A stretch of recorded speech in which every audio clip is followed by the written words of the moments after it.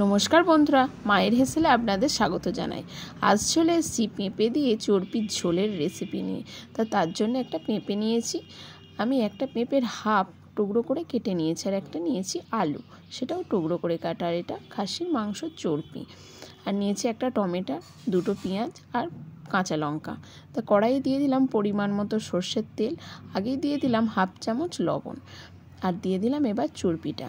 লবণটা দিলাম যাতে চর্বিটা দেওয়ার পর তেলে না ফোটে।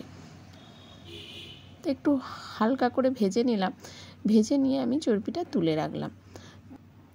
আর তেলে দিয়ে দিলাম একটুখানি হলুদ গুঁড়ো। তাই এবার আলু পেঁপেগুলো ভালো করে আমি তেলেতে ভেজে নেব। বেশ 3-4 মিনিট ধরে ভাজলেই হয়ে যাবে আমার ভাজা।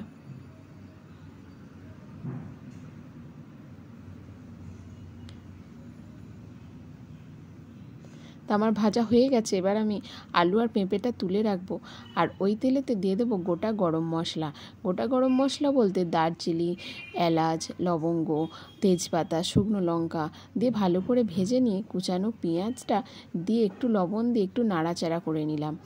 এবার আমি দিয়ে দেবো কুচানো টমেটোটা দিয়েও আমি কিছুক্ষণ নাড়াচাড়া করে নেব।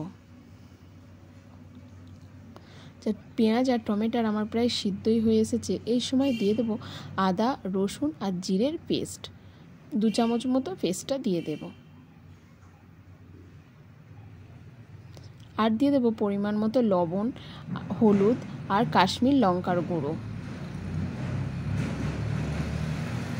দিয়ে আবার একটু নাড়াচাড়া করে আমি একটু জল দিয়ে বেশ 5 মিনিট ধরে আমি কষিয়ে নেব, যাতে জলটা দিয়ে ভালো করে আমি মশলাটাকে কষিয়ে নেব। আমার মশলা কষানো হয়ে গেছে। এই সময় আমি ভাজা চর্বি, আলু আর পেঁপেটা দিয়ে আবার 5 মিনিট ধরে আমি কষাবো। এবার দিয়ে দেবো কাঁচা লঙ্কা। আপনাদের স্বাদ মতো আপনারা ঝাল ও নুন দেবেন।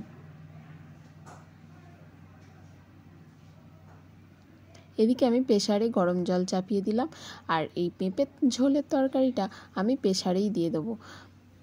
আমি সব পেঁপে, আলু আর চর্বিটা দিয়ে পরিমাণ মতো লবণও দিয়ে আমি 3টে সিটি দিয়ে নেব।